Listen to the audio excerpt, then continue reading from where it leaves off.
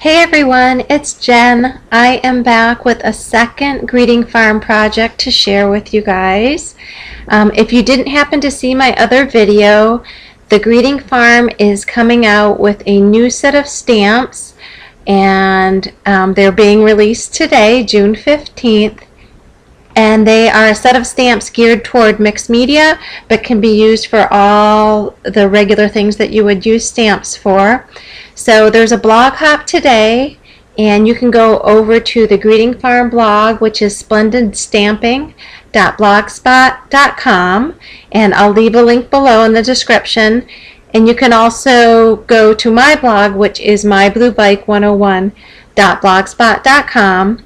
And so there's a hop going on. They have a giveaway of the stamp set. You can see the stamp set being used by several artists and projects that they've created. And I also have a video that was a few days ago that was the first project I did with a step-by-step tutorial, so if you want to go take a look at that. But what I'm going to do today is, this is the second project that I created with the stamps, and I'm going to just do a relatively quick step-by-step walkthrough of some still photos that I took while creating the project. And if anyone has any questions about this project or about the new stamp set from the Greeting Farm, please send me a message and I'd be happy to help you out. Okay, so what I chose to do this project on was just a piece of heavyweight chipboard that I had from a mini album set with a scallop bottom. And I'll go through the process that I use to cover chipboard with pattern paper. And I use the Yes Paste adhesive, which I find works really well for adhering paper to chipboard. And so I take the paste and I just glob it on to the chipboard and then spread it out into an even layer.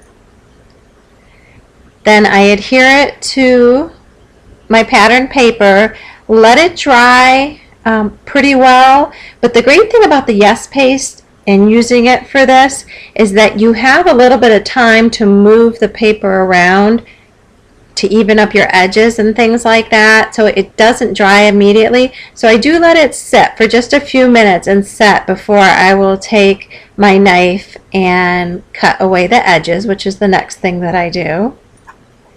And then I take a nail file or any type of file and I file down all the edges so that they're smooth. So they're a little bit jagged here at the bottom, but as soon as I'm done with that, they're all smooth. So this is what I'm going to start creating my background on. So the next thing I did was take a stencil that I had cut out from a Sizzix die and some gesso, and just started laying down a little bit of pattern in the background. And then I started creating a gel to stamp with, and I used gelatos, and I would take the gelato and just scribble it onto my craft mat. I added some super gloss Mod Podge and some glitter and mixed that up.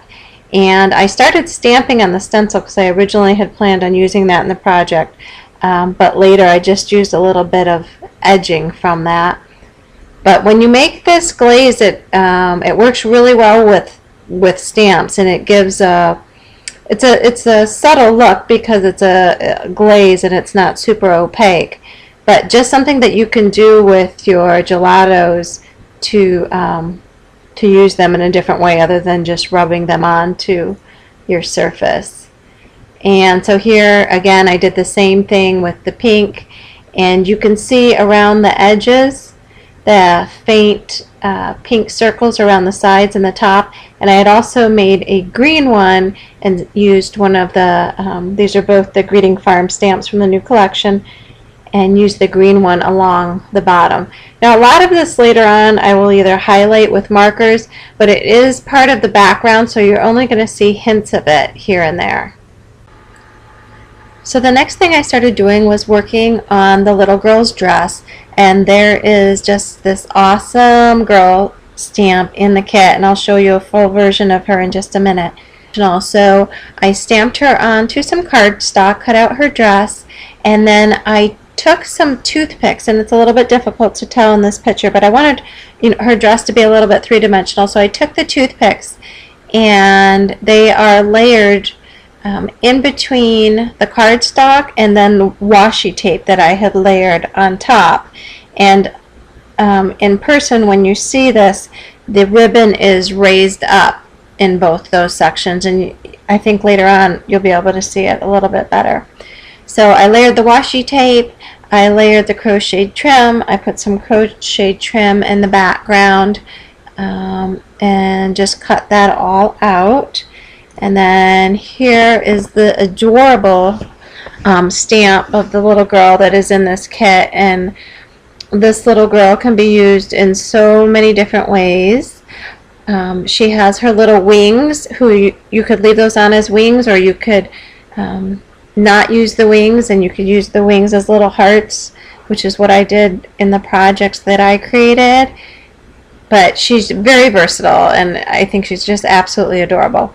So I stamped her out and using archival ink, and I also stamped separately her hair, and I'm going to use the grid texture stamp and some taupe metallic as well as a little bit of orange paint, mix those together, and then you can see in this picture here I stamped those in her hair, and then later on when I'm finishing up at the end I'll add more color to her hair.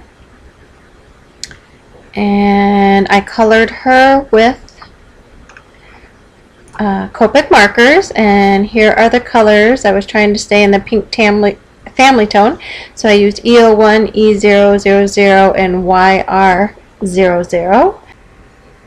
Now I'm just laying her out on the background, and you can see in the background I've also added some honeycomb stamping, and that's another stamp that's in the kit. This kit has several images. It has the image of the girl, it has some image of houses, it has background stamps, it has sentiments. It's really just an awesome kit. So I'm just kind of laying her out to see what things are looking like. I found this crown that I added a little bit of gesso to. Actually, I think later on I'd come back in and add some gesso to. And I have this banner up in the corner, which at the very end I use the banner, but I change it because I don't like the way it looks at the end. And that's, you know, when you're doing mixed media work, at least I do, I try a lot of different things, and sometimes things come out great, and sometimes by the end they're not exactly the way you want them, and you can just change them out, switch it out, do something a little different. That's what I really like about mixed media work, is that it just gives you an opportunity to try all different types of things. So the next thing I did was I had this heart that hung on a chain, and I knew I wanted to kind of hang something in the corner, and I took the banner stamp that comes in the kit and I embossed with hot pink onto this heart that has a little keyhole in the middle. And then I came in and did just a little bit of stenciling with the same stencil I used in the background, and I stamped the word love on there. I'm a little further along in the process now, again laying things out. To the bottom of the banner, added a little bit of the trim that I had been working on earlier, and I cut out some hearts. When I was making the gelato mix with the super gloss, I took the leftover that I had on my mat and just wiped it on some paper, and then went back and cut these hearts out. A lot of times I'll do that if I mix up something. If I have extra, I'll just wipe it on some paper, and then, you know, I may or may not use it later, but it gives me something to coordinate with the project if I want to use it. And I also came in, this is another one of the circular stamps in the kit over on the left, and took some pink archival ink, and I was going to originally do something different with these than what I did, but I'll show you in a minute how I used it. And took some wire, and my plan is to hang these couple of little items from the banner in the upper left hand corner. And then what I ended up doing was taking the different sentiment stamps and using just one or two words here and there.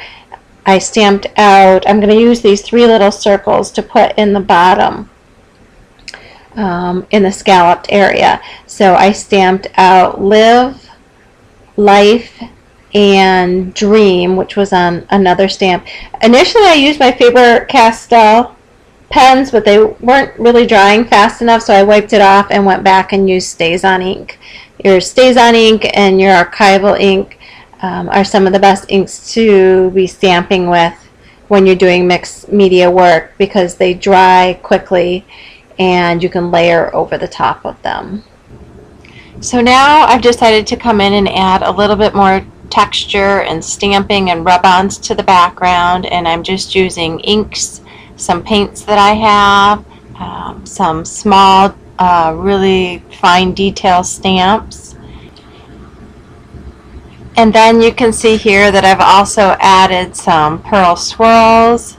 I took some washi tape and layered it, and then I stamped the word beautiful, which was from one of the sentiment stamps. And later I'm going to come in and highlight the words. I used some charcoal embossing powder, but it wasn't quite dark enough, so I'll show you how I highlight that with the Faber-Castell pens.